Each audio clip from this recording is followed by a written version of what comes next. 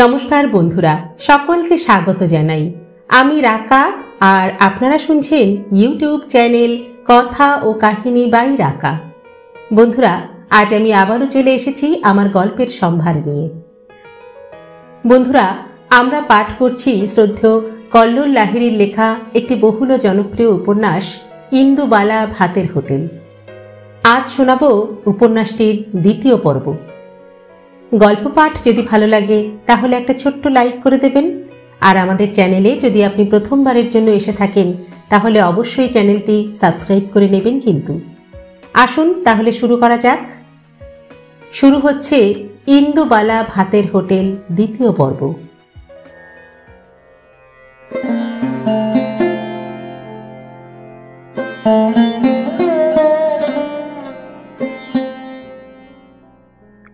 ছেঁচড়া। কোনো এক বর্ষার সকালে জন্ম হয়েছিল ইন্দুবালার। কোনো এক মাঘের কুয়াশা ভরা ধান ক্ষেতের আল দিয়ে হেঁটে বাবার হাত ধরে স্কুলে ভর্তি হয়েছিলেন। শুধু এইটুক মনে আছে, ফুল ফুল ছাপ একটা ফ্রক পরেছিলেন। গায়ে ছিল মায়ের বোনা সোয়েটার, মাথায় উলের টুপি। ঠাম্মার কাছে শোনা রূপকথার রানী বলে মনে হয়েছিল সেদিন নিজেকে। ঠাকুরদার টোলটা তখনও চলছে টিমটিম করে। সেই টোলে বর্ণপরিচয়, ধারাপাত এই সব টুকটাক শিখতে শুরু করেছিলেন, কিন্তু বেশি দিন সেখানে পড়া হলো না। আমের গাছে মুকুল ভরিয়ে সরস্বতী পুজোয় হাতে খড়ি দিয়ে দাদুর বড্ড তাড়াতাড়ি ছিল হয়তো এক্কেবারে চলে যাওয়ার। শিশিরে ভিজেছিল টোলের রাস্তাটা। সেদিন কেউ আর দাওয়া ঝাঁট দেয়নি, উঠোন লেপেনি। পাশের মুকুল ভর্তি বুড়ো আম গাছটা কাটা হয়েছিল সৎকারের জন্য। ঠিক এর পরেই দুটো গাঁ পেরিয়ে পড়তে গিয়েছিলেন ছোট্ট ইন্দুবালা। পড়াশুনোয় তার বেজায় মন ছিল। দাদু স্বপ্ন দেখিয়েছিলেন ঢাকা বিশ্ববিদ্যালয়ের। ওই টুকুনি মেয়ে অত কিছু বুঝত না, শুধু অনেক দূরে যাওয়ার স্বপ্নে বিভোর হয়ে থাকত। এক্কা দোক্কা, লুকোচুরি, খেলনা বাটির বয়স পার করে ইন্দুবালা প্রবেশ করলেন এবার হাই স্কুলে। সেখানে মেয়ে বলতে গেলে হাতে গোনা ওই কজন। মাঝের পাড়া, পুবের গাঁ আর কোলাপোতা মিলিয়ে মেয়ের সংখ্যা তেমন একটা ছিল না। থাকবেই বা কি করে? সবাইকে স্কুলে যাওয়ার অনুমতি দিত না বাড়ির লোকজন। ছেলের পালের মধ্যে মেয়ে বসুক শুনেই হাত পা ঠান্ডা হয়ে আসত অনেকের বাড়ির লোকের। ইন্দুবালার মার পছন্দ ছিল না স্কুলটা কোনো দিন। বাড়িতেই তো পড়াশুনো করা যায়। অনেকবার সে কথা বলেছেন স্বামী ব্রজমোহনকে, কিন্তু যার বাবার টোল ছিল, যে নিজে কলকাতা বিশ্ববিদ্যালয়ে এককালে পড়াশুনো করেছে, কিন্তু ভাগ্যের ফেরে মাঝপথে বাড়ি ছেড়ে দিয়ে এসে সংসারে হাত লাগিয়েছে, সে তার মেয়েকে পড়াবে না তা হতে পারে? মায়ের খানিকটা চিল চিৎকারেই হোক আর চারপাশের পরিস্থিতি দ্রুত পাল্টে যাওয়ার কারণেই হোক, কোনো এক সূত্র ধরে বাবা চিঠি লিখেছিলেন তার বনগ্রামের এক বন্ধুকে। মেয়ের তাড়াতাড়ি বিবাহ সম্পন্ন করতে চাই, ভালো পাত্র থাকলে জানিও। সেখান থেকে উত্তর পেতে দেরি হয়নি। ছেলে একেবারে মাস্টার, নিজের দোতলা বাড়ি, বনেদি বংশ, বন্ধুর বিশেষ পরিচিত, শুধু একটু খুঁত আছে। খুঁত? ঠাম্মা সেদিন বাড়িতে তালের ভাপা পিঠে করেছিলেন। অষ্টম প্রহরের জন্য বাড়িতে ছিল নিরামিষ রান্না। হাঁড়িতে সেদিন বসেছিল আতপ চালের খিচুড়ি, আলু ডুমো ডুমো করে কাটা ছিল। বাগান থেকে ইন্দুবালা তুলে এনেছিলেন অসময়ের কাঁচা টমেটো। নামানোর আগে ঠাম্মা ছড়িয়ে দিয়েছিলেন হরিমতির দুধে তোলা বাড়ির ঘি। কলা পাতায় খেতে বসে দোজপরে শব্দটা জীবনে প্রথম শুনেছিলেন ইন্দুবালা। ছাতনাতলায় ছেলেকে দেখে ডাকাত মনে হয়েছিল। ইয়া গোফ, বাবরি চুল, চোখ লাল টকটকে, দাঁতগুলো খয়েরের ছোপে মলিন। ছেলে বরণ করে এসে এই প্রথম মা বাবার হাত ধরে জানতে চেয়েছিলেন, সব খবর নিয়ে দিচ্ছ তো মেয়েকে? মুখ দিয়ে যে গন্ধ বেরোয়, সবাই ফিসফিসাচ্ছে, বলছে মাতাল বর। কিন্তু ততক্ষণে অনেক দেরি হয়ে গেছে। বাসর ঘরে কড়ি খেলা শুরু হয়ে গেছে। একটু পরেই বউয়ের পাশে নতুন স্বামী ঘুমে ঢুলে পড়লে ইন্দুবালা ভালো করে তাকিয়েছিলেন লোকটার মুখের দিকে। হাঁ করে ঘুমোচ্ছিলেন বাবু মাস্টার মানিক রতন মল্লিক। নাক ডাকার চোটে বাইরে এসে বসেছিলেন ইন্দুবালা। সেই শেষবারের মতো জোনাকিগুলো যখন আলো জ্বালিয়ে তাকে ঘিরে ধরল, তিনি আর নিজেকে সামলাতে পারেননি, কেঁদে ফেলেছিলেন। একটা মেয়ে তার যাবতীয় শেষ স্বপ্নটুকু নিয়ে কাঁদছে। তার সাক্ষী কোনো কাছের মানুষ ছিল না সেদিন। কোনোদিনই অবশ্য থাকেনি ইন্দুবালার পাশে কেউ। কিন্তু জাম গাছটা ছিল, তুলসীতলা ছিল, পুকুর পাড়ের কাঁচা মিঠে আম গাছটা যেন ডালপালা নেড়ে বলেছিল, কাঁদিস না ইন্দুবালা, এটা তোর নিয়তি। মেয়ের হাত থেকে কনকাঞ্জলি নিয়ে মা আর ফিরে তাকাননি। এক রাতের মধ্যেই তিনি বুঝেছিলেন কার হাতে মেয়েকে তুলে দিলেন শেষ পর্যন্ত। নিজের স্বামীকে বেশি কিছু বলতে পারেননি, এমনকি দায় চাপাতেও না। কারণ তিনি জানতেন তার মেয়ে দিন দিন একটা আগুনের গোলা তৈরি হচ্ছে। ওই রূপ এই পাড়া গায়ে খাল বিল পুকুরের পাশে শাপলা গন্ধরাজের মতো যত ফুটে বেরোবে তত বিপত্তি বাড়বে। এমনিতেই রাত বেরোতে ঘুম ভেঙে যায় তার। এগিয়ে গিয়ে দেখেন দরজার হুড়কো ভালো করে দেওয়া আছে কিনা। বাড়িতে আগুন রাখলে তার সাথে যে পর্যাপ্ত জলও রাখতে হয় সেটা মনে করেই হাত পা সিঁধিয়ে যেত তার। পাশের গ্রাম থেকে মনিরুল মাঝে মধ্যেই আসত ইন্দুবালার কাছে পড়া দেখতে। এক্কেবারে পছন্দ হতো না তার মার, ইন্দুবালা সেটা বুঝতেন। কিন্তু মনিরুলকে খুব মিষ্টি লাগত। গুটি আমে সর্ষের তেল কাঁচা লঙ্কা চিনি মাখিয়ে খেলে যেমন, মনিরুল ঠিক তেমন। লজ্জায় মুখ লাল হয়ে যায় ইন্দুবালার। তড়িঘড়ি বাইরের দাওয়ায় আসন পেতে কাঁসার গ্লাসে জল দিয়ে বসতে দিতেন মনিরুলকে। এই বাড়িতে ছোঁয়াছুঁয়ির বাজ বিচার তেমন না থাকলেও মনিরুলের জায়গা কোনো দিন বাড়ির অন্দরে হয়নি, হতও না কোনো কালে। যদিও ধর্ম জাত এইসব নিয়ে বড় একটা মাথা ঘামাতেন না দাদু, কিন্তু বাবা মা ছিলেন উল্টো পথের পথিক। ছুঁতমার্গের বাজ বিচার যে কত দূর যেতে পারে তা দেখেছিলেন কলকাতায় এসে, শাশুড়ির সংসারে। তার জীবন থেকে সবাই চলে যাবার পর ইন্দুবালা এইসব এঁটো কাঠা পরিষ্কার করেছিলেন দুহাত দিয়ে। তার কাছে মানুষ মানে ছিল জীব। তিনি পেট ভরে খাইয়ে জীবে প্রেম করতেন। মনিরুলের তখন সদ্য গোঁফ উঠেছে, কেষ্ট ঠাকুরের মতো বাঁশি বাজায়, চোখ গোল গোল করে বাতাবি লেবুর গাছের তলায় চন্দ্রবোড়ার বাসার গল্প করে। শুধু তাই নয়, সুর করে মাঝে মাঝে কবিতাও বলে। আজও এই গাঁও অঝরে চাহিয়া ওই গাঁওটির পানে, নীরবে বসিয়া কোন কথা যেন কহিতেছে কানে কানে। মধ্যে অথই সুখ মাঠখানি ফাটলে ফাটলে ফাটি, ফাগুনের রোদে শুকাইছে যেন কি ব্যথারে মুখ মাটি। নিঠুর চাষিরা বুক হতে তার ধানের বসনখানি, কোন সে বিরল পল্লীর ঘরে নিয়ে গেছে হায় টানি। নকশি কাঁথার মাঠে সাজু আর রূপায়ের করুণ পরিণতি বারবার যেন শুনতে চান ইন্দুবালা মনিরুলের কণ্ঠে। জসিমউদ্দিন যে তার বড় ভালো লাগা কবি।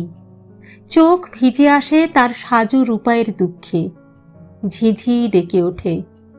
ঠাম্মা চুপ করে সলতে পাকান। ভাইগুলো কবিতা শুনতে শুনতে হাঁ করে বসে থাকে সবে সন্ধে নামা কুলাপোতার দাওয়ায়।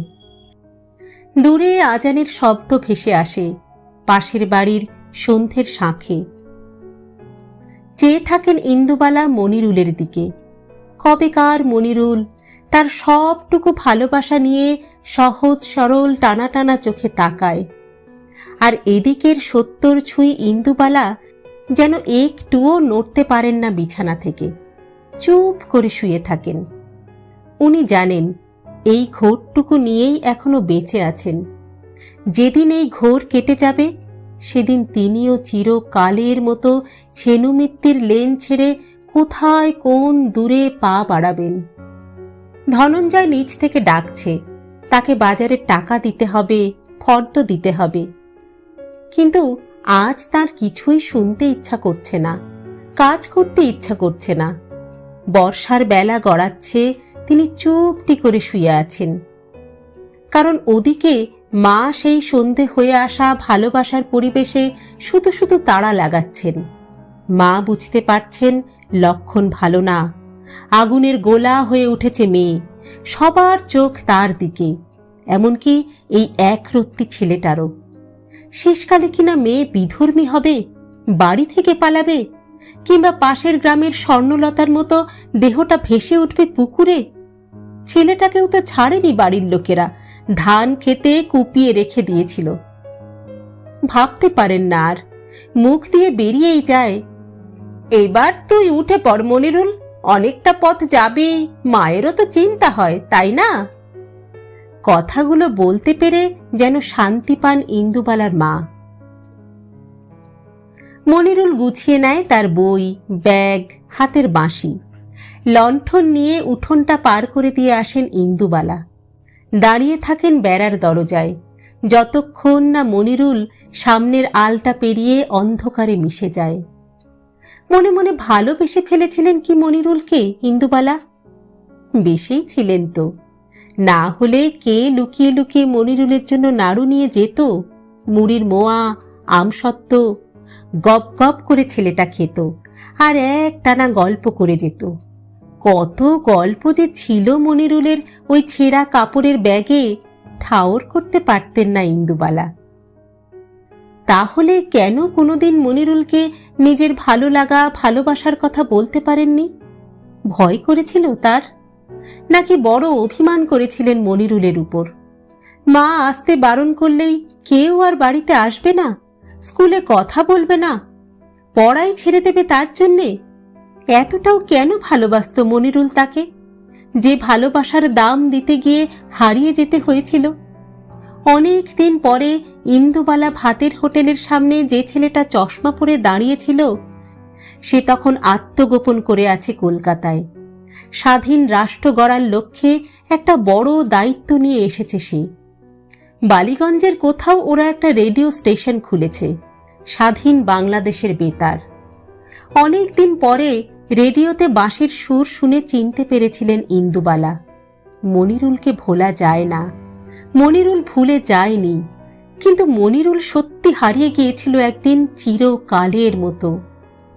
সে তো একটা ভুবন কাঁপানো গল্প, সেদিকে এখন প্রবেশ করলে ইন্দুবালার প্রথম জীবন অধরা থেকে যাবে, সংসারটা যে আর করা হয়ে উঠবে না।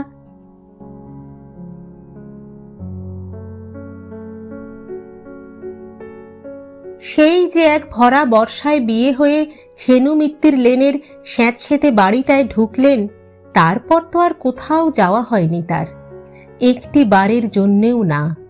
বাপের বাড়ি যাওয়া কঠিন ছিল, খরচ ছিল, ভিসার ব্যাপার ছিল। এক এক করে সব গয়না বিক্রি করে সংসার চালাতে গিয়ে নিজের দেহকে খালি করে ফেলেছিলেন ইন্দুবালা। মায়ের সামনে দাঁড়ালে তক্ষুনি বুঝে যাবে যে। তাই বিয়ের পর একমাত্র গঙ্গা স্নান ছাড়া আর কোথাও যাননি ইন্দুবালা। সেই যে এসে মল্লিক বাড়ির রান্নাঘরে ঢুকেছিলেন, আজও আছেন, কিন্তু তার জন্য কোনো খেদ নেই, ভালোই আছেন।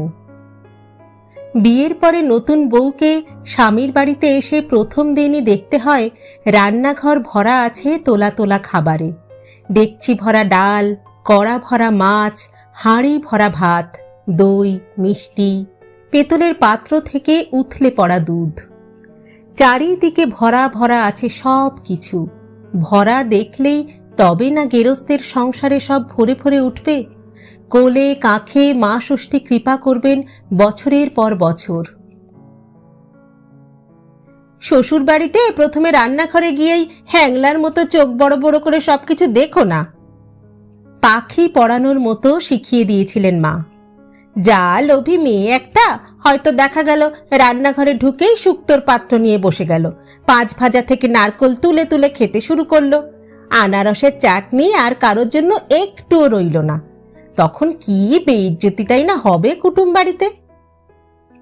ছোট ভাই পাশ থেকে বলে, আর রসগোল্লা মা, কলকাতার ইয়া বড় বড়, সেগুলো দিদি ভাই খাবে না?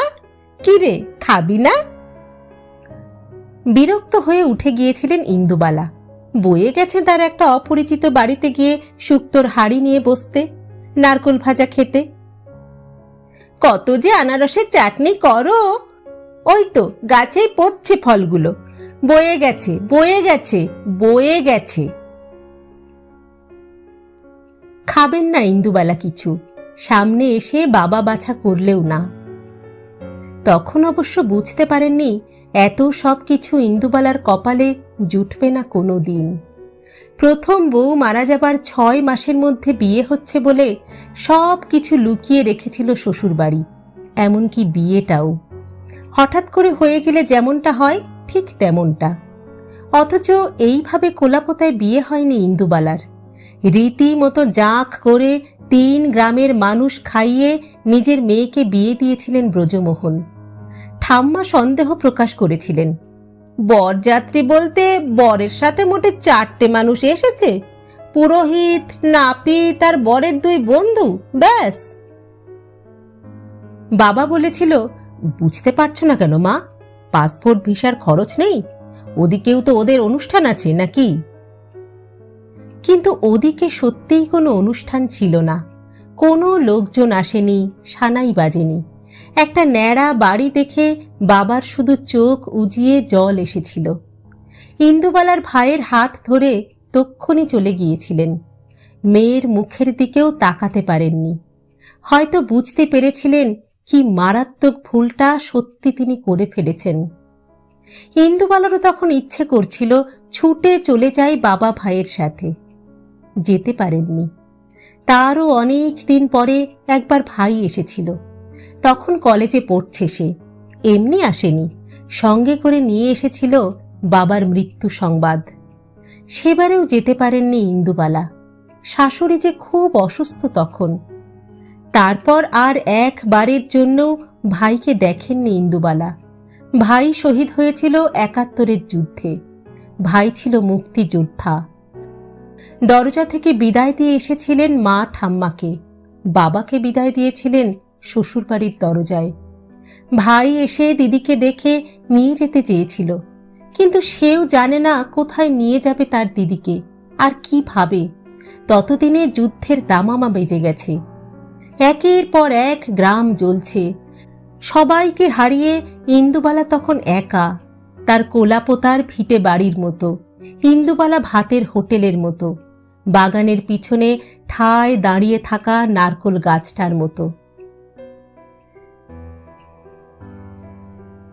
এখনো এইসব এতটুকুও ভাবলে চিকচিক করে ইন্দুবালার চোখ।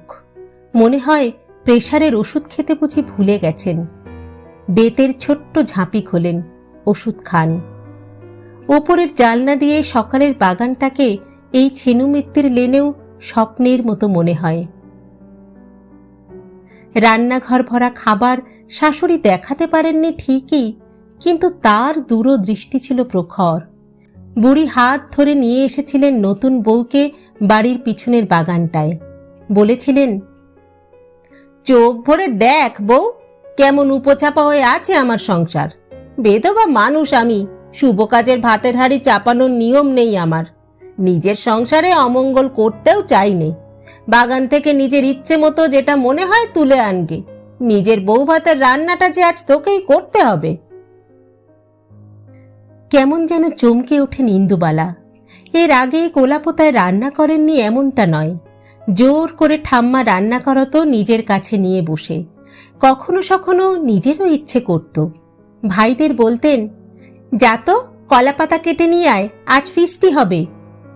ভাইয়েরা আরও কয়েকজনকে জুটিয়ে এক গাদা শুকনো খেজুরের পাতা টানতে টানতে নিয়ে চলে আসত। খেজুরের শুকনো পাতার আঁচে ইন্দুবালা খুদে জাল দিতেন। ছোট্ট ছোট্ট আলু কেটে, নতুন ওঠা পেঁয়াজ কুচো করে, লঙ্কা চিরে লাল করে ভাজতেন। সবাই মিলে উঠোনে বসে যেন অমৃত খাচ্ছেন বলে মনে হতো। কিন্তু তাই বলে শ্বশুর বাড়িতে ঢুকতে না ঢুকতেই তাকে রান্না করতে হবে, এমনকি নিজের বউ ভাতের রান্নাটাও। এই যে বাবা বলেছিল ছেলে নাকি মাস্টার, শিক্ষা দীক্ষা আছে, দোতলা পাকা বাড়ি, জমিদারের বংশ, রাজ্যের ঝি চাকর, আমাদের ইন্দু খাটের উপর পা তুলে বসে খাবে। খুব একটা বেশি দিন লাগেনি নিজের শ্বশুর বাড়ির স্বরূপ চিনতে ইন্দুবালার। যে স্বামীকে মাস্টার বলে পরিচয় করানো হয়েছিল মেয়ের বাড়িতে সম্বন্ধ পাতানোর সময়, তিনি মাস্টার ছিলেন বটে, তবে তাস পাশা জুয়ার। চিতপুর পাড়াতেও বেশ যাতায়াত ছিল তার। রথের পরে পরেই আর ঘরে মন টিকতে চাইত না।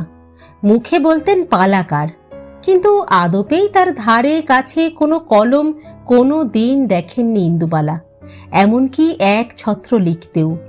কাজেই স্বামী মানিকরতন মল্লিক যাই বলতেন তাই যে ইন্দুবালা বিশ্বাস করে যেতেন তেমনটা নয়। কিছুটা বিদ্যে তার পেটেও ছিল।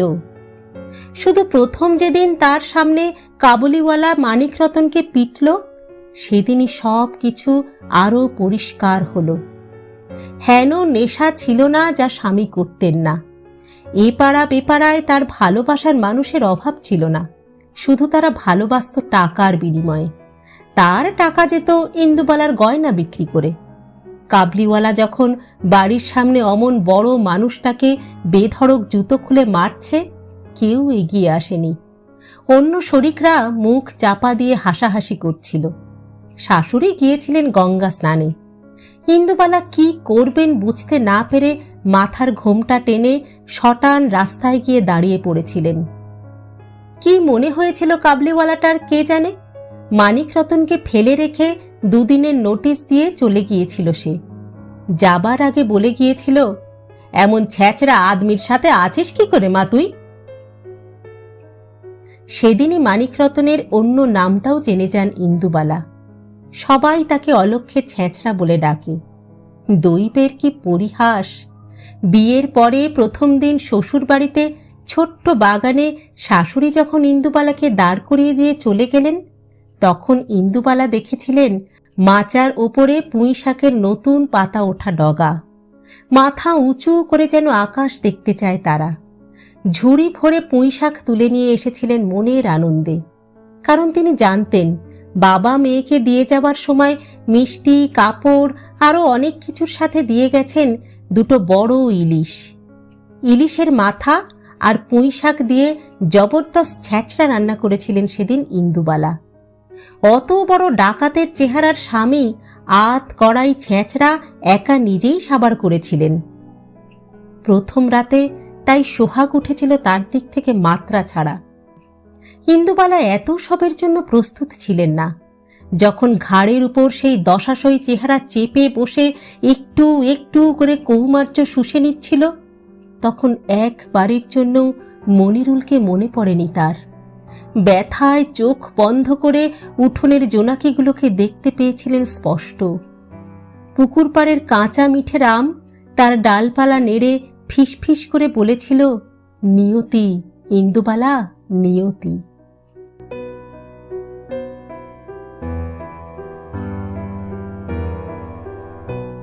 সামনের বাড়ির ভরচাজ গিন্নি তার নাতনি রাকাকে পাঠিয়েছে।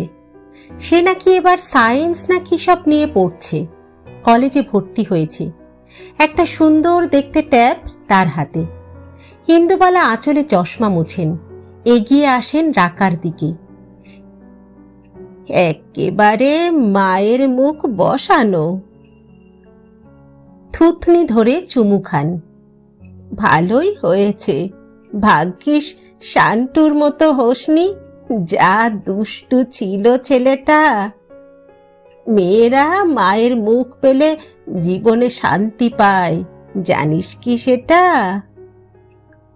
রাকা মাথা নাড়ে। এইসব কিছুই সে জানে না। জামশেদপুরে থাকতো। বাবা কলকাতার কলেজে ভর্তি করে দিয়ে বলল, এখানেই পড়াশুনো করো, পড়াও হবে আর দাদু ঠাম্মাকে দেখাও। হাসেন ইন্দুবালা। তা ভালো, তোরা ছাড়া আর ওদের কেই বা আছে বল? তা সায়েন্স নিয়ে পড়ছিস, অত বড় কলেজ, আমি তোকে কি পড়াবো? বল্টু মন্টুকেই আমি পড়াতে পারিনি কোনো দিন, সব লোক রাখতে হয়েছিল। এরা তো দাদাদের কাছেই পড়েছে, আমি কি শেখাবো বলতো তোকে? আমতা আমতা করে বলেন ইন্দুবালা। এমনিতেই গাটা ম্যাচ ম্যাচ করছিল বলে ঘুম থেকে উঠতে দেরি হয়ে গেছে। আচারের বয়ামগুলো জালনার রোদে রাখেন, মাথার উপর কাপড়ের সাদা ঢাকাগুলোকে পাল্টান। ধনঞ্জয়কে উনুন ধরাতে বলেন। রাকা পেছন পেছন ঘুরঘুর করে।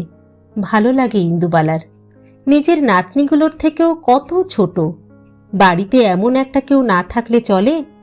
কেমন যেন ছেলেগুলোর কথা মনে পড়ে যায়। নাতি নাতনি নাতবউ, ভরা সংসার তার। কি এমন ক্ষতি হতো এই বাড়িটায় সবাই মিলে একসাথে থাকলে? ঠিক আছে, না থেকেছে ভালো হয়েছে বাবা। তারপর তো সেই কাটাকাটি লাঠালাঠি, কম ঝক্কি পোয়াতে হয়েছে এই বাড়ি ভাগবাটোয়ারা নিয়ে। ভাগ্যে শুনি বেঁচে থাকতে থাকতে ব্যাপারটা সেরে গিয়েছিলেন, না হলে 3 ছেলে মেয়ে নিয়ে গঙ্গায় গিয়ে ডুব দিতে হতো। ভালোবাসতেন কি বাবু মাস্টার মানিকরতন মল্লিক ইন্দুবালাকে? জিজ্ঞেস করেননি কোনো দিন ইন্দুবালা। স্বামীর সাথে কথা হতো কতটুকু? শুধু শেষ কয়েকদিন বিছানার সাথে যখন মিশে গিয়েছিল নিজের মায়ের মতোই, পেটটা ফুলে উঠেছিল বেঢপ। ডাক্তার বলেছিল জল জমেছিল পেটে। অথচ মধ্যরাতে যখন জল খেতে চেয়েছিলেন, ইন্দুবালা জল গড়িয়ে দিতে এসে দেখেছিলেন সব শেষ। বাচ্চাগুলোর তখন বোঝারও বয়স হয়নি কি ক্ষতি হলো তাদের জীবনে, নাকি এই নরক থেকে চিরকালের মুক্তি লাভ। ইন্দুবালা রোয়াকে নেমে রান্নার বাসনগুলোকে ভালো করে জল ঝরাতে দেন। রাকা অবাক হয়ে জানতে চায়, এই এত বাসন ইউজ হয় তোমার হোটেলে দিদা? ইন্দুবালা হাসেন। কি আর উত্তর দেবেন ওইটুকু মেয়েকে? দোতলার বড় ঘরে কাঠের সিন্দুকটা দেখলে তো অক্কা পাবে। সব নিজের টাকায় বানানো। 1000 লোককে এখনো এক বেলায় খাওয়াতে পারেন ইন্দুবালা। রান্নাঘরে ঢুকে উনুনের আঁচ দেখেন। রাকা যাই দেখছে তাতেই অবাক হয়ে যাচ্ছে। ও মাই গড, কয়লার উনুন! গ্যাস থাকতে এখনো তুমি এইভাবে রান্না করো দিদা? আমার কলেজে বললে সবাই এক্ষুনি ছুটে আসবে দেখতে, ইভেন আমাদের ম্যামও। ঘুরে তাকান ইন্দুবালা। এই যে বললি কি সব সায়েন্স নিয়ে পড়ছিস, তাতে উনুন দিয়ে কি হবে? আর তোর কলেজের লোকজনই বা দেখতে আসবে কেন? রাকা হেসে ফেলে। তুমিও দিদা? পড়ছি তো হোম সায়েন্স নিয়ে, কুকিং আমার স্পেশাল পেপার, একেবারে 100 মার্কস উইথ প্র্যাকটিক্যাল, তাই না তোমার কাছে এসেছি? ইন্দুবালা এতক্ষণে যেন ব্যাপারটা ঠাউর করতে পারেন। রান্না নিয়ে পড়ছিস নাকি তুই? সেটা আগে বলবি তো বোকা মেয়ে। সায়েন্স টায়েন্স শুনে আমার তো হাত পা ঠান্ডা। ভট্টাচার্যিনী চালাক চতুর, ঠিক বুঝেই নাতনিকে পাঠিয়েছে ইন্দুবালার কাছে। বইপত্তরে আর তোদের ওই কম্পিউটারের থেকে বেশি জানে বুড়ি, শিখে নিতে পারলে আর তোকে ঠেকায় কে? ইন্দুবালা ভাতের হোটেলের প্রথম আঁচ গনগনে হয়ে যায়। আগুনের পাশে পেতলের থালায় সিধে রাখেন আতপ চাল, একটা গোটা পান, কাঁঠালি কলা, একটা আস্ত সুপুরি। কোনোদিন মিষ্টি জোটে তো ভালো, না হলে বাতাসা। এতে অগ্নিদেব খুশি হয়। গেরস্থ বাড়িতে অনুষ্ঠানে হাড়ি চাপানোর আগে রান্নার ঠাকুররা এইসব চেয়ে চিনতে নিত। এখনো হয়তো নেয়, কিন্তু ইন্দুবালা এই আচার মেনে চলেন প্রতিদিন। মানুষের মুখের অন্ন বিক্রি করেন, যা তা কথা নয়। সামর্থ্য যদি থাকতো সবাইকে বিনা পয়সায় খাওয়াতেন ইন্দুবালা। তেমন খদ্দের যে নেই তা নয়, সেই লিস্টের খাতা না হয় অন্য কোনো দিন খোলা যাবে। ইন্দুবালার ঠাম্মা উনুনের প্রথম আঁচে কয়লার উপর ছড়িয়ে দিতেন অল্প করে চিনি। এতে আঁচটাও ভালো হয় আর অগ্নিদেবকে তুষ্টও করা হয়। ইন্দুবালা উনুনের পাশে ধূপ জ্বেলে দেন। উনুনের উপর মুঠো করে ছড়িয়ে দেন চিনি। আঁচের উপর ধক করে জ্বলে ওঠে আগুন। হাত জোর করে প্রণাম করেন।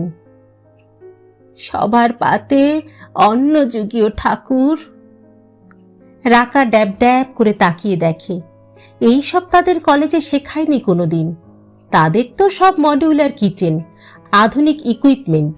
গরম জল করতে হলে জাস্ট টাইমার লাগিয়ে দাও। ইন্দুবালা বড় হাঁড়িতে জল বসান, দুমুখ উনুনে আর একটাতে বসান বড় লোহার কড়াই। গরম হয়ে গেলে মুগের ডাল ভাজতে থাকেন। কেমন করে ডাল আন্দাজ করতে হয়, কেমন করে জল, মাথা গুনে ভাতে চালের পরিমাপ ইন্দুবালা শেখান রাকাকে। মনে মনে ভাবেন, এইভাবে একদিন তার ঠাম্মা তো তাকে শেখাতো। শুধু কত রকমের ফোড়ন হতো সেগুলো সব মনে রেখে দিতেন। এখনকার রাকা সেগুলো সব ট্যাবে লিখে রাখে চটপট, ছবি তোলে, ভিডিও করে। বাইরে একটা গাড়ি এসে থামে, কেউ মা বলে ডাকে।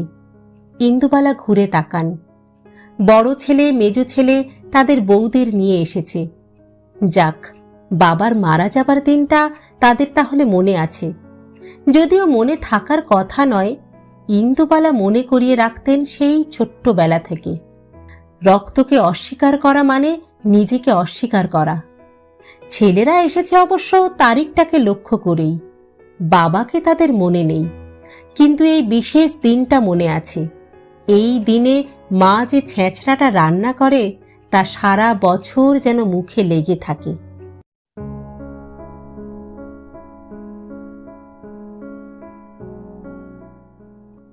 আমতেল। বিয়ের পরে সবুজ রঙের একটা ট্রেনে করে ইন্দুবালা যখন শিয়ালদাহ স্টেশনে নেমেছিলেন, তখন তার কাছে ইন্ডিয়া দেশটা নতুন। খুলনার কোলাপোতা গ্রামের বাড়ির উঠোনে নিভু নিভু আঁচের সামনে ঠাম্মা বাবার কাছে শোনা গল্পের সাথে তার ঢের অমিল। এত বড় স্টেশন আগে কোনো দিন দেখেননি ইন্দুবালা। দেখবেনটা কি করে? এই যে প্রথম ট্রেনে উঠলেন তিনি, নামলেনও। মাথার উপর রাজপ্রাসাদের মতো ছাদ দেখলেন, এত বড় বাড়ি দেখলেন, এত লোক, সবাই যেন মাথা নিচু করে সামনের দিকে ছুটছে। কেউ কারো সাথে দুদণ্ড দাঁড়িয়ে একটুও কথা বলছে না, কুশল বিনিময় করছে না, যে যার খেয়ালে আছে। একটু অসতর্ক হলে, চলাফেরার একটু এদিক ওদিক হলে সবাই বুঝি সবার গায়ে হুড়মুড়িয়ে পড়বে। তখন ইন্দুবালার জিনিসপত্রের কি হবে? নেই নেই করেও তো সঙ্গের জিনিস কম নয়। মা বারবার বলে দিয়েছিল, চোখ ছাড়া করবি না ইন্দু। ঠাম্মা বলে দিয়েছিল, আগলে রাখবি সব কিছু। যদিও অদৃষ্ট বড় নির্মম খেলা খেলেছিল ইন্দুবালার জীবন নিয়ে, কোনো কিছুই তিনি আগলে রাখতে পারেননি এই ভাতের হোটেলটা ছাড়া। তবুও সব কিছুর উপর বড় মায়া তার। ঘরের কোণে দাঁড় করিয়ে রাখা ক্ষয়ে যাওয়া নারকেল ঝাঁটা থেকে পোড়া দেশলাইয়ের কাঠি, কিছুতেই মন চায় না কোনো কিছু ফেলতে। সব কিছু বুড়ি জমিয়ে জমিয়ে রাখেন নিজের করে, তার উপচে পড়া স্মৃতির মতোই। মাঝে মাঝে এইসব নিয়ে যে গোল বাঁধে না তেমনটা নয়, বেশ ভালোই চিৎকার চেঁচামেচি হয়। ধনঞ্জয় তখন লোক নিয়ে এসে রেগে মেগে কিলো হিসাবে বিক্রি করে সব কিছু। বুড়ি ঘুরঘুর করে চারপাশ। ওরে মূর্খ, তুই কি করে জানবি? হ্যাঁ, ঠাম্মা বলতো বাড়ির আগাছাটাও তো দরকারি, না হলে হরিমতি খাবে কি, আর দুধই বা দেবে কেন? ধনঞ্জয় কাইমাই করে ওঠে। বারবার তোমার খুলনার কোলাপোতার গল্প শুনিও না তো মা। এখানে কোথায় তোমার হরিমতি? হ্যাঁ, পোড়া দেশলাইয়ের কাঠি তোমার কাছে আগাছা? এই এত এত ঘিয়ের শিশি, রং চটে যাওয়া টিনের তোরঙ্গ। টান মেরে উঠোনে ফেলেছিল ধনঞ্জয়। কেমন যেন আর্তনাদ করে উঠেছিল সেই কতদিন আগের ফুলছাপ বাক্সটা। ডালাটা হাঁ করে খুলে পড়েছিল উঠোনে, ঠিক মরে যাওয়া মানুষের মতো। তার মুখ দিয়ে কিলবিল করে বেরোচ্ছিল আরশোলা। তারাও যেন প্রজন্মের পর প্রজন্ম খুলনার কোলাপোতার স্বপ্ন বুকে নিয়ে বংশ বিস্তার করে চলেছে। এটা তুই কি করলি ধনঞ্জয়? এটা তোর কাছে পুরনো তোরঙ্গ বলে মনে হলো? ইন্দুবালা এগিয়ে যাচ্ছিলেন একটু একটু করে। আমার বিয়ের সময় বাবা কিনেছিলেন ঢাকা থেকে, তারপর 3টে নদী পার করে নিয়ে গিয়েছিলেন খুলনা, সেখান থেকে এই কলকাতা। ধনঞ্জয় ক্ষয়ে যাওয়া নারকেল ঝাঁটায় আরশোলা মারতে মারতে বলে, তাহলে বুঝে দেখো আর ওর জীবন প্রদীপ থাকতে পারে? ছ্যাঁত করে বুকে যেন বাজে ধনঞ্জয়ের কথা। তরুঙ্গের জীবন প্রদীপ নিভতে পারে, তাহলে ইন্দুবালার নয় কেন? তারও তো কম পথ অতিক্রম করা হলো না। এখনো কোন মায়ায় আটকে আছেন তিনি? ঘাড় তুলে আকাশের দিকে তাকান ইন্দুবালা এক টুকরো আকাশ দেখার জন্য। কিন্তু এখানে আকাশ কোথায়? ওই তো 4 কোণের চৌখুপি। তার উপরে বাড়ির পিছনের আম গাছটা ঝাঁকড়া হয়ে এসে পড়েছে খানিকটা ভেতরে। কাঁচা আমগুলো যেন পুরুষ্টু হয়েছে গ্রীষ্মের রোদের খড় তাপে। মন খারাপটা যেন কোথাও ঝুপ করে গায়েব হয়ে যায় ইন্দুবালার। আম দেখার আনন্দে এগিয়ে যেতে গিয়ে পায়ে কিছু একটা ঠেকে। নিচু হয়ে কুড়িয়ে নেন। সেই কবেকার প্রথম ট্রেন চড়ার টিকিট।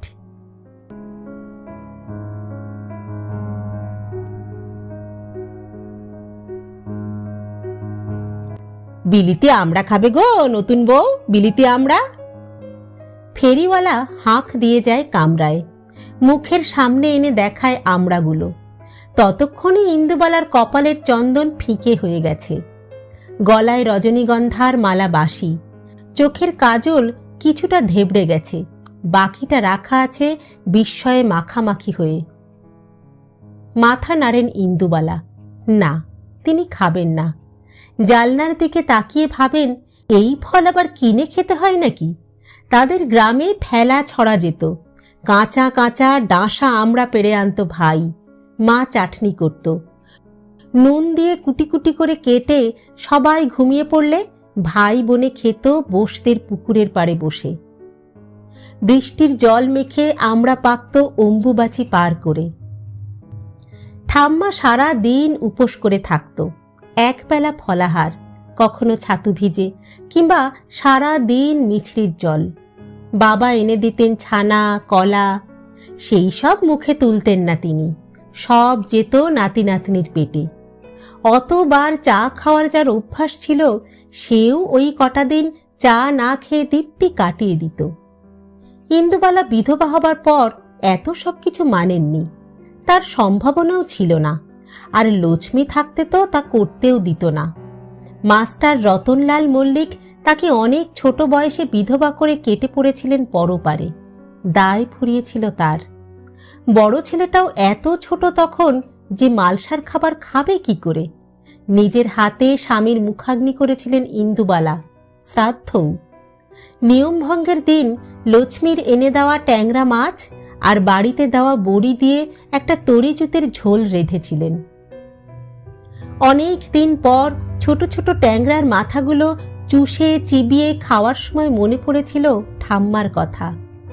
অম্বুবাচিতে সারা দিন উপোস করে থাকার পর ছাতু খেতে খেতে তার যখন আর মুখে কিছু রুচত না, তখন খোসা ছাড়িয়ে পাকা আমড়া মুখের কাছে ধরতেন ইন্দুবালা। ঠাম্মা চুষে চুষে সেই বুনো ফলের রস সবটুকু খেয়ে নিত। সারা ঘর ম ম করত পাকা আমড়ার গন্ধে। এসব কথা কোনো দিন ইন্দুবালা কাউকে বলতে পারেননি, এমনকি ছেলে মেয়েকেও না। নাতি নাতনি তো অনেক দূরের কথা। কিছু কিছু জানত মাছওয়ালি লক্ষ্মী, কিন্তু সে তো আজ কোন সুদূরের অতিথি।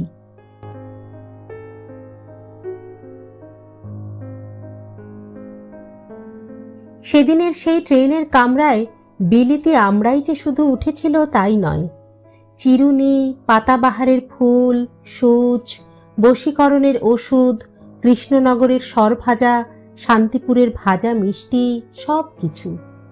তার ভাই মাঝে মাঝে বায়না করে খাচ্ছিল, কিন্তু ইন্দুবালার নিজের খেতে ইচ্ছা করেনি কিচ্ছু।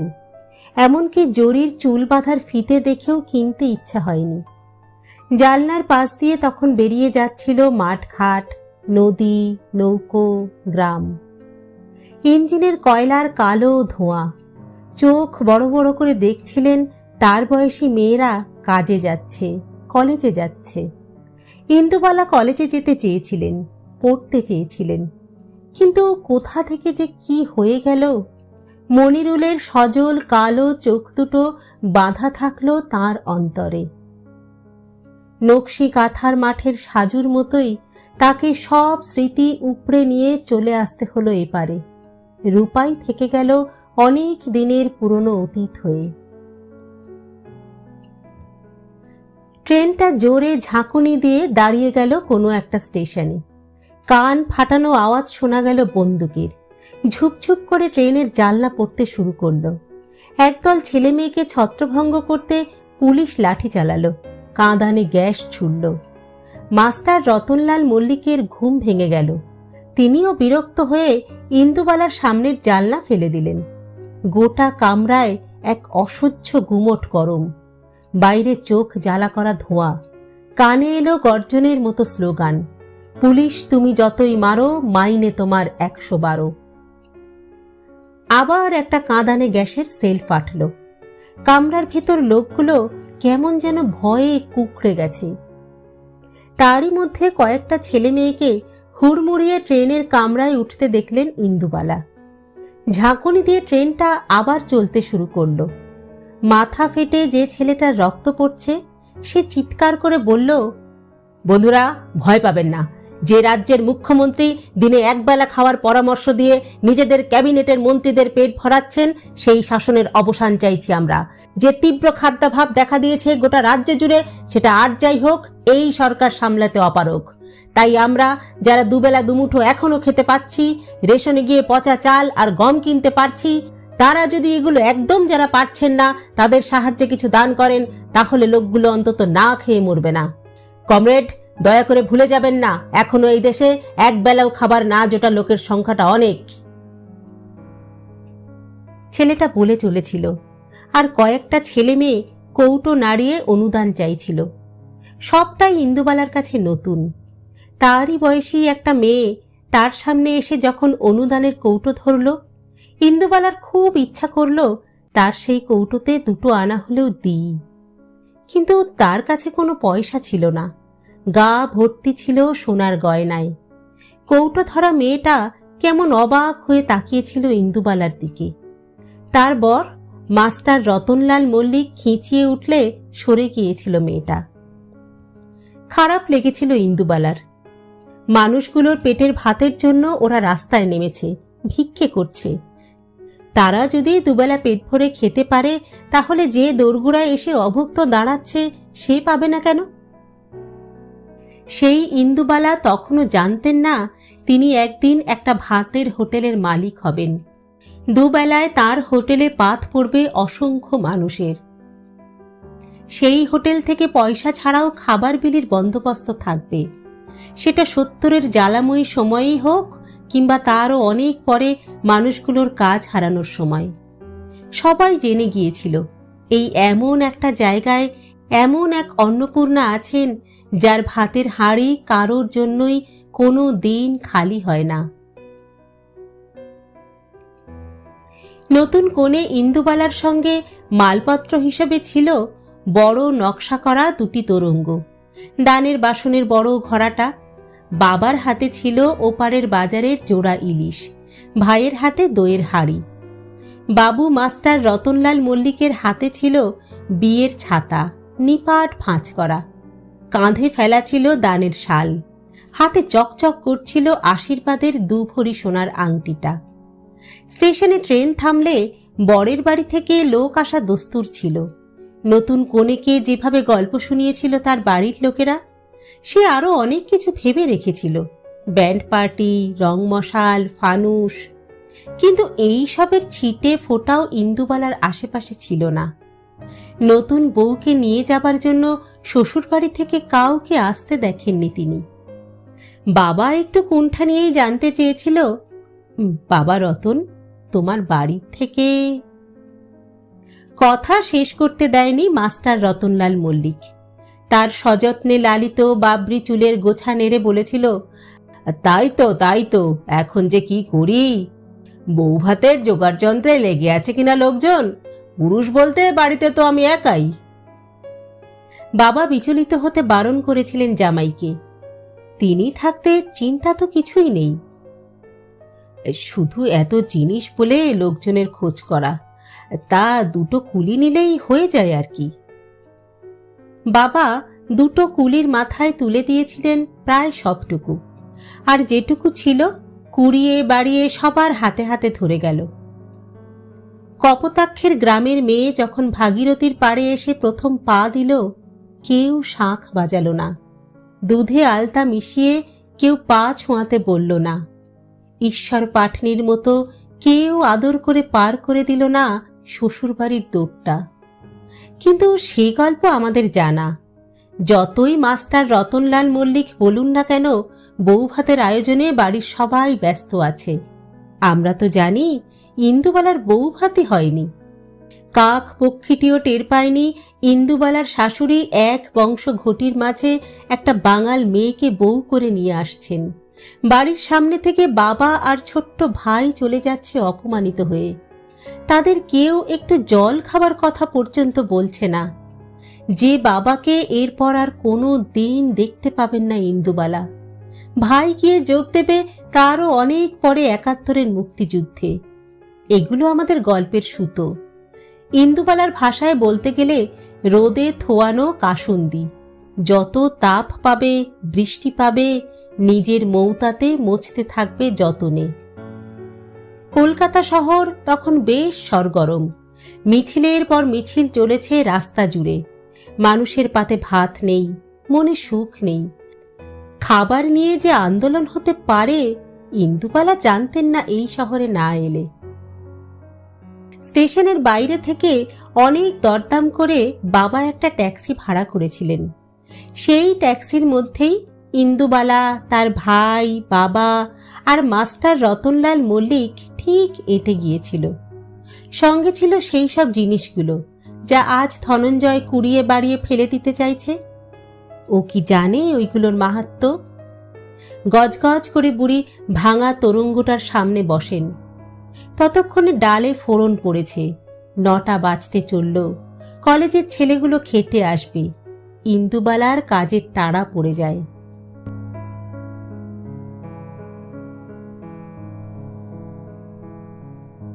ট্যাক্সির জালনার পাশ আর ট্রেনের জালনার ধার ঠিক এক জিনিস নয়। ট্রেনের জালনার পাশে কত গ্রাম, নদী, জলাজঙ্গল, আর ট্যাক্সির পাশে শুধুই ধূসর শহর, খেতে না পাওয়া মানুষের মিছিল। তখনও প্রথম ট্রেনে ওঠার ঘোরটা যেন কাটেনি ইন্দুবালার। অল্প অল্প মাথাটাও কি টলছিল ট্রেনের দুলুনির সাথে। তার রেশ রয়ে গিয়েছিল অনেক দিন। কলকাতায় এসেই মনিরুলকে লুকিয়ে চিঠি লিখেছিলেন ইন্দুবালা। জানিস মনিরুল, সে যে কি ভীষণ বস্তু তোকে না বলে বোঝাতে পারবো না। আমাদের সেই বাঁশ গাছে দোল খাওয়ার মতো। তুই নিশ্চয়ই এতদিনে ঢাকায় পড়তে চলে গিয়েছিস। অনেক কিছু দেখা হয়ে গেছে তোর, অনেক নতুন বন্ধু হয়েছে। আমার কথা মনে পড়ে আর? বস্তির পুকুর, খানার ধারের ল্যাংড়া, গাজনের মাঠ, কপোতাক্ষের ঘাট। আমি কিছু ভুলিনি মনিরুল। এখনো কি সন্ধে হলে নানি বিষাদ সিন্ধু পড়েন?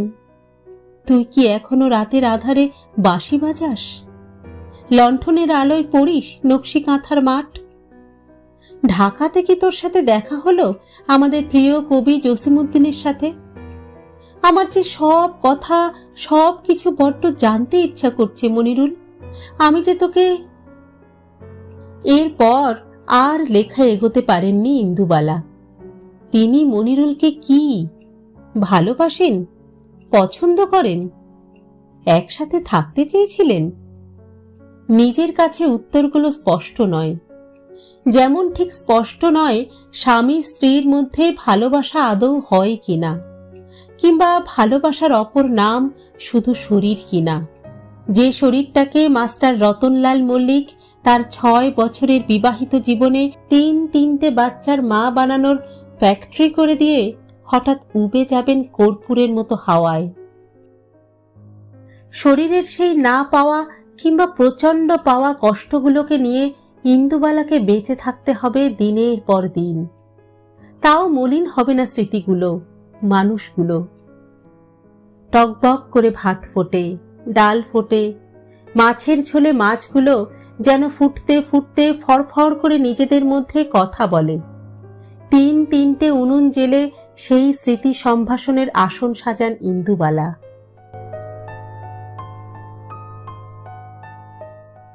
নতুন যে দেশটায়, শহরটায় তিনি এসে পড়লেন, সেই দেশ নিয়ে, শহর নিয়ে এর আগে তিনি কম গল্প শোনেননি। বাবার বাবা মানে ইন্দুবালার দাদু একসময় নাকি কাজ করতেন কলকাতার বন্দরে। সেখানে সাহেব সুবোর খাতা লিখে তার দিন গুজরান হতো। বড় বড় জাহাজে করে কত শত জিনিস যে আসতো তার কোনো ইয়ত্তা ছিল না। মেম সাহেবের ছোট্ট ছোট্ট চিরুনি থেকে বেলজিয়াম কাঁচের আয়না।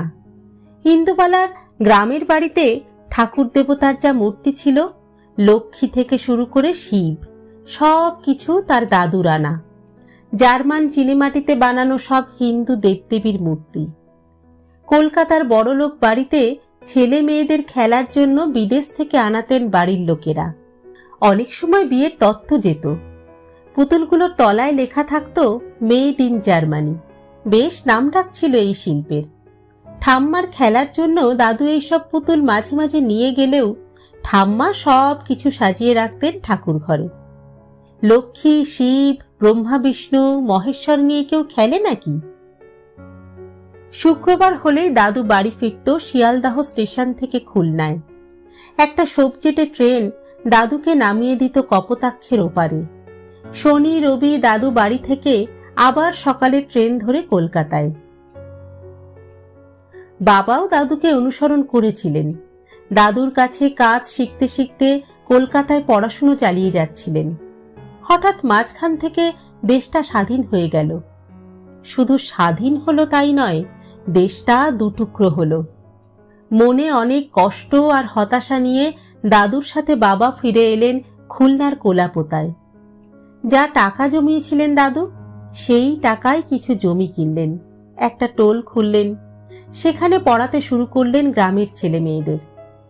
বাবা জমি জমার কাজ নিয়ে পড়লেন।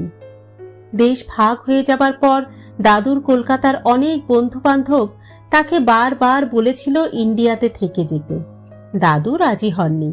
যে গ্রামের মাটিতে তার বাপ মা পূর্বপুরুষেরা পঞ্চভূতে বিলীন হয়েছেন, সেখানেই তিনিও থাকতে চেয়েছিলেন। তার অবিচল সিদ্ধান্ত থেকে কেউ টলাতে পারেনি। তাহলে যেখানে সবাই রয়ে গেল ওই পারে, সেখানে একমাত্র ইন্দুবালা তাদের পিতৃপুরুষের স্মৃতিতর্পণের জন্য কেন রয়ে গেলেন এপারে? কেন বাবার মনে হয়েছিল একমাত্র ইন্দুবালাকেই ওপারে পাঠাতে হবে? অনেকের মতো কেন তিনি নিজেও সিদ্ধান্ত নিলেন গোটা আমবাগান জুড়ে কোলাপোতার লোকজন যেন জড়ো হয়েছে ওই আঁধার ভোরে? প্রায় 100 গাছের বাগান যাদের, তারাও এসে জড়ো হয়েছে। শিলের মতো পড়ছে আম। কেউ মারামারি করছে না, রেশারেশি করছে না। সবার কোচর ভরে উঠেছে কাঁচা মিঠে ল্যাংড়া বোম্বাই আমে। ঝড়ের সাথে শুরু হয়েছে বৃষ্টি। করকর করে বাজ পড়ছে। দূরে দাঁড়িয়ে থাকা ভাইটা ঠকঠক করে কাঁপছে। ছুটে গিয়ে তাকে নিজের আঁচলে জড়িয়ে ধরেন ইন্দুবালা। লেবুর পাতায় করম চা, যা বৃষ্টি চলে যা। কিন্তু বৃষ্টি থামার নাম নেই। গায়ে যেন বরফ জলের ঠান্ডা। ভাই বোন ঠকঠক করে কাঁপে। দুজনে আগলে রাখে কোচরে জমানো আমগুলোকে। একটা সময় ইন্দুবালা হঠাৎই বুঝতে পারেন চারপাশে বৃষ্টি পড়ছে, কিন্তু তাদের মাথায় বৃষ্টি নেই কেন? ওপর দিকে তাকিয়ে ইন্দুবালা দেখেন একটা বড় কচু পাতা। সেটা ধরে আছে মনিরুল। কি যে ভালো লেগেছিল সেদিন ইন্দুবালার, বলে বোঝাতে পারেননি কাউকে। বলার সুযোগ ছিল না। কম কথা বলা মেয়েটা রুমালের উপর সুতো দিয়ে একটা ছেলেকে এঁকেছিল। তার হাতে ছিল একটা কচুর পাতা, আর মেয়েটাকে রেখেছিল দূরে, এলো চুলে, বৃষ্টির মধ্যে। ইচ্ছে ছিল মনিরুলকে নিজে হাতে করে দেবে, সেটা আর দেওয়া হয়নি। জ্বর বেঁধেছিল সেবার খুব। 7 দিনের মাথায় পথ্যি পেয়ে তবে মেয়ে মাথা তুলে দাঁড়াতে পেরেছিল। গ্রীষ্মের রোদে ঘর থেকে বেরিয়ে মন ভালো হয়ে গিয়েছিল ইন্দুবালার। ঠাম্মা সেই ঝড়ে কুড়োনো আমগুলোকে দিয়ে আম তেল বসিয়েছেন রোদে। সূর্যদেব গোটা গ্রীষ্মকাল জুড়ে রোদ তাতিয়ে তেলে মিশিয়ে কাঁচা আমগুলোকে জারিয়ে দেবেন নকুলের ঘানির খাঁটি সর্ষের তেলে। তারপর সেই তেল দিয়ে সারা বছর যা খাওয়া দাওয়া চলবে তার কোনো হিসাবের কুল কিনারা পাওয়া যাবে না। আম তেল দিয়ে মুড়ি মাখা হবে, গরমকালে ঘিয়ের বদলে খাওয়া হবে, মাছের ঝোলে বিশেষ করে সরল পুটিতে আমের গন্ধ দেওয়ার জন্য আম তেল ব্যবহার হবে। আর গ্রামে পোয়াতির সংখ্যা নেহাত কম থাকে না সম্বৎসর, তারাও পাবে। পাতা কুড়োতে এসে খেন্তির মা পাবে, টিফিনে মনিরুল পাবে, ফকিরি গান করতে আসা ভিখিরি পাবে। চুরি করে ঠাম্মার আম তেল খেতে খেতে গরমের ছুটির দুপুরগুলো কেটে যাবে।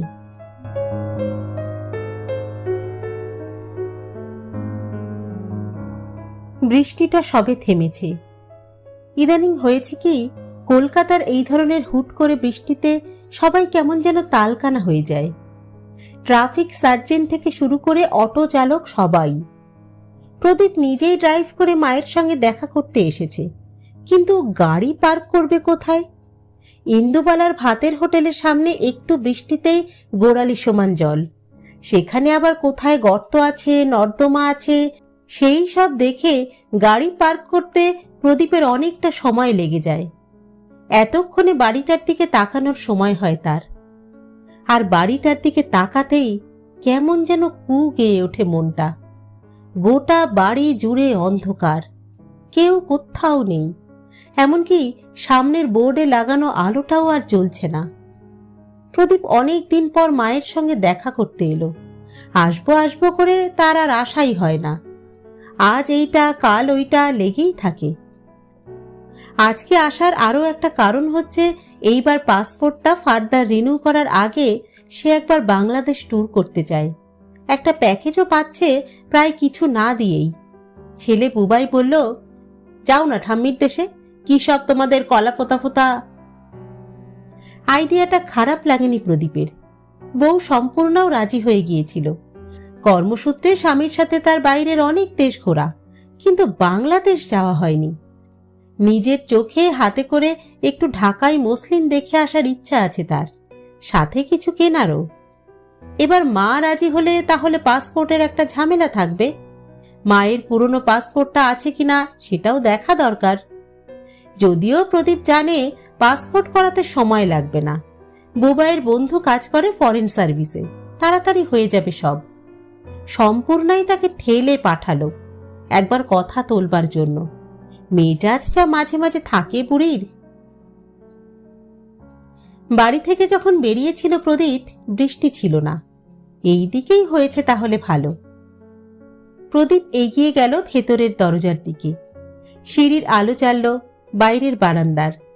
না, কেউ কোথাও নেই। দুবার ডাকলো মা মা বলে, উত্তর এলো না। প্রদীপ চিৎকার করে ডাকলো ধনঞ্জয়কে। ধনঞ্জয় নেই। কেমন যেন ভয় পেয়ে গেল প্রদীপ। যদি মা সত্যি না থাকে? এই কথাটা এই প্রথম ভাবল যেন সিনিয়র সিটিজেনের ক্যাটাগরিতে সবে প্রবেশ করতে যাওয়া প্রদীপ। এমনভাবে কোনো দিন এর আগে মনে হয়নি। মা থাকলে জগৎটা তার একরকম, আর মা না থাকলে আর একরকম। বাবাকে তার ঝাপসা মনে পড়ে। ঘুড়ি ওড়ালে বাবা লাটাই ধরা শেখাতো, ব্যাস ওইটুকুই।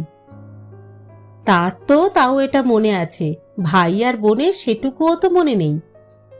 সবটাই তো তিনজনের মাকে ঘিরে।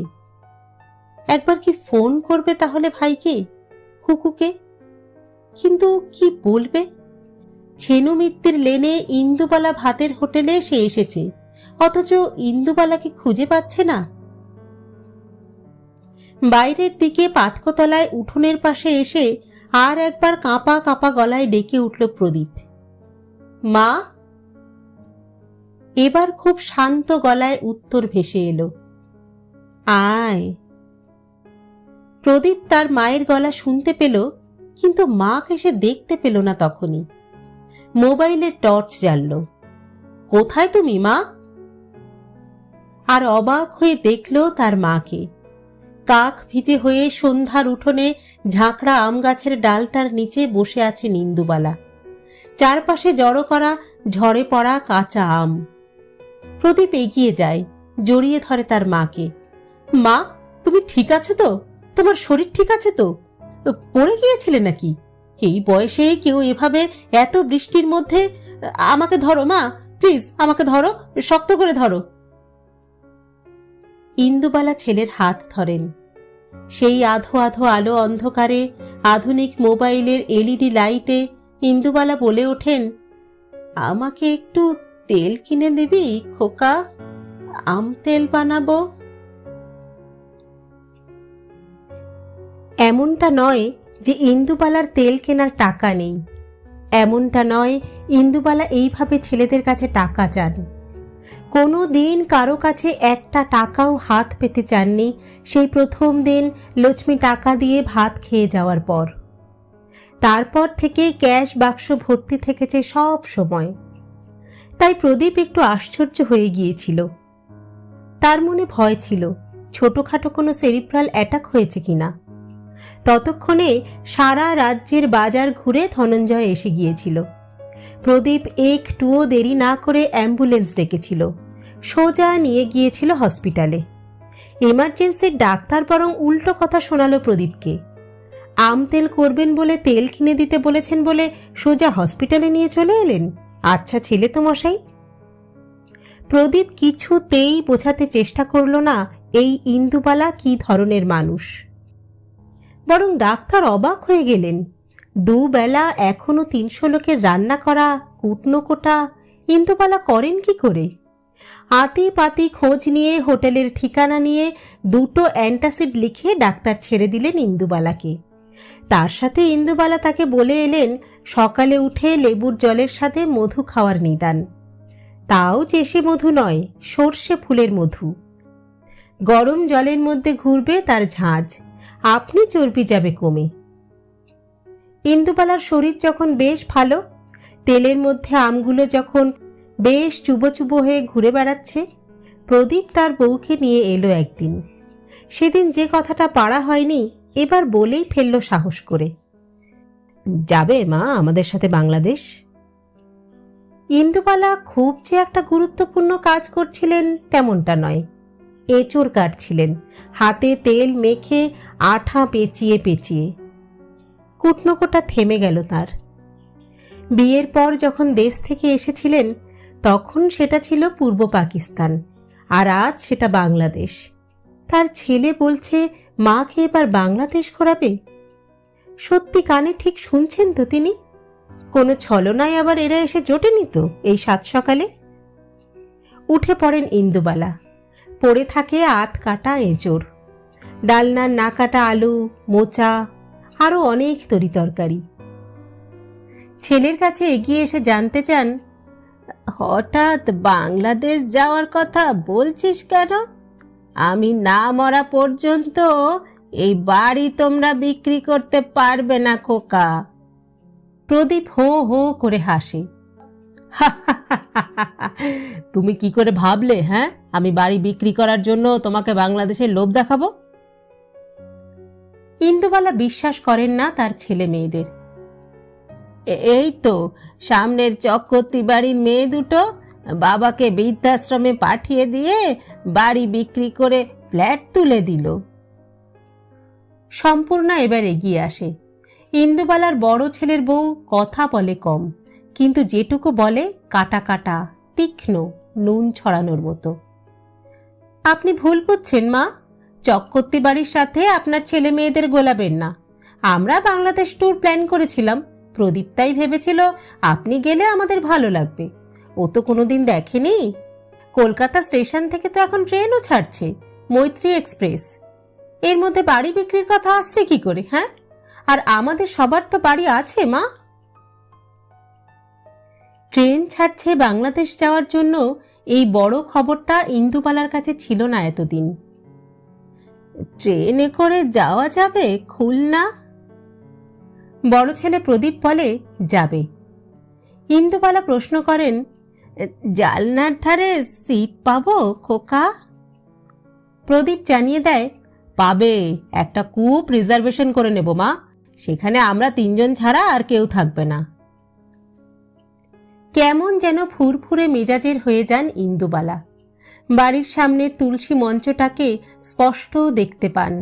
মাকে, বাবাকে, ঠাম্মাকে, ভাইকে, মনিরুলকে। বড় ছেলে বউকে এঁচোড়ের ডালনা, মোচার ঘন্ট, পাবদার ঝোল আর কাঁচা আমের চাটনি খাইয়ে বাড়ি পাঠান। ভাত খেতে আসা কালেক্টর অফিসের কিরানি থেকে শুরু করে সামনের মেসের ছেলেগুলো, এমনকি পাঁচু গোপালও জেনে যান ট্রেনে করে ইন্দুবালা বাংলাদেশ যাবেন। সারা রাত ওপরের ঘরে ঘটর ঘটর করে কিসের যেন আওয়াজ হয়। ধনঞ্জয় যতক্ষণ জেগেছিল শুনেছে। অনেক ভোরে ইন্দুবালার ডাকাডাকিতে ঘুম ভেঙে যায় তার। কি হয়েছে মা, এত ভোরে? চোখ কচলায় ধনঞ্জয়। দেখে ইন্দুবালার পরিপাটি করে চুল বাঁধা, নতুন কাপড় পরা, কোথাও যাওয়ার প্রস্তুতি। কি হলো কি মা তোমার? নাতি পাসপোর্টের ফটো তোলার জন্য তোমাকে নিয়ে যাবে বেলা 9টার সময়, এখন থেকে কাপড় পরে বসে আছো কেন? ইন্দুবালা হুকুমের সুরে বলে, একটা ট্যাক্সি ডাক, আমি কলকাতা স্টেশন যাব। ধনঞ্জয় বলে, হ্যাঁ, এত সকালে কলকাতা স্টেশন? তোমার মাথা কি খারাপ হলো? ইন্দুবালা কোনো কথা না বলে দরজার দিকে এগোলে কোনো রকমে উঠে জামা পরে দৌড় লাগায় ধনঞ্জয়। এই মুড তার অনেক দিনের চেনা। বেশি কথা বললে জেদ আরও বাড়বে, নিজেও চলে যেতে পারে, তখন হিতে বিপরীত হবে। দাদাবাবুদের কাছে কৈফিয়ত দিতে দিতে জান কাবার হবার জোগাড় হবে। তাই কথা না বাড়িয়ে ট্যাক্সি ডেকে নিজেও চেপে বসে ধনঞ্জয়। 2টো প্ল্যাটফর্ম টিকিট কাটা হয়। ইন্দুবালা বলেন, জিজ্ঞেস কর মৈত্রী এক্সপ্রেস কোন প্ল্যাটফর্ম থেকে ছাড়বে। একজন টিটি দেখিয়ে দেয়। ওই তো দাঁড়িয়ে আছে, কিন্তু ওদিকে তো যেতে পারবেন না, সময় হয়নি এখনো। টিকিট আছে তো? ভিসা, পাসপোর্ট সব চেক হবে। দূর থেকে মৈত্রী এক্সপ্রেস দেখেন ইন্দুবালা। বড় বড় করে বোর্ডে লেখা কলকাতা খুলনা, কিন্তু সেই আগের ট্রেনটার মতো সবচেটে নয় তো, কেমন যেন ধূসর নীল। আচ্ছা, আপনি ঠিক বলছেন তো ভাই, এই ট্রেনটাই যাবে খুলনা? ইন্দুবালা এবার নিজে জানতে চান। বিরক্ত হন টিটি। একে ইন্টারন্যাশনাল ট্রেন, তার উপর ঝক্কি আছে অনেক। দেখতেই তো পাচ্ছেন, লেখা আছে সবকিছু। কিন্তু এই ট্রেনের সামনে তো শেষবারের মতো মনিরুলের সঙ্গে দেখা হয়নি ইন্দুবালার।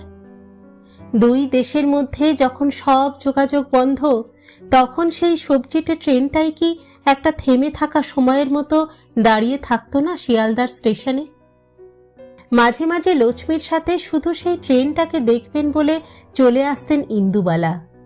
সেই ট্রেনের গায়ে হাত দিলে তিনি দেশকে দেখতে পেতেন, গ্রামটাকে দেখতে পেতেন, গন্ধ পেতেন কপোতাক্ষের। না না না, এই ট্রেন তার সেই সবুজ কাঁচা আমতেল রঙের ট্রেন নয়। এই ট্রেন কি করে যাবে খুলনা? বসে পড়েন ইন্দুবালা। চোখ দিয়ে টিপ টিপ করে বৃষ্টির মতো পড়তে থাকে জল। অনেক দিন আগে 71-এ তাদের কোলাপোতার বাড়িটা পুড়িয়ে দিয়েছিল খান সেনারা। বাড়ির সাথে পুড়েছিল মা, ভাই, আরও অনেকে। বাড়িটাকে পাওয়া যাবে না তিনি নিশ্চিত জানেন। এবার গিয়ে যদি গ্রামটাকেই না খুঁজে পান, যদি বস্তির পুকুরটাই আর না থাকে, কপোতাক্ষের ঘাট, মনিরুলের বাড়ির উঠোন, বড় খোলার মাঠের ফলসা গাছ, তাহলে কার কাছে ফিরে যাচ্ছেন ইন্দুবালা? কার কাছে? যারা ছিল আজ নেই, নাকি যারা মরেও বেঁচে আছে ইন্দুবালার মধ্যে? নীরবে কাঁদেন ইন্দুবালা। কিন্তু কান্নাটাই বা কার জন্যে? কোনো সদুত্তর পান না নিজের থেকে। শুধু এক দেশ থেকে অন্য দেশে যাওয়ার মানুষদের ভিড় বাড়ে। তারা দেখেন 70 পেরোনো এক মহিলা চুপ করে বসে আছেন দেশে ফিরব বলে, যার সত্যি আজ দেশে ফেরার পথে অপেক্ষা করে থাকার কেউ নেই।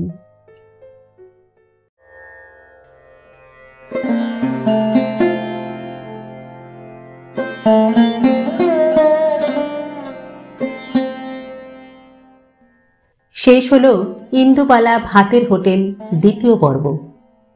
লিখেছেন শ্রদ্ধেয় সাহিত্যিক কল্লোল লাহিড়ী। গল্প পাঠ করলাম আমি রাকা।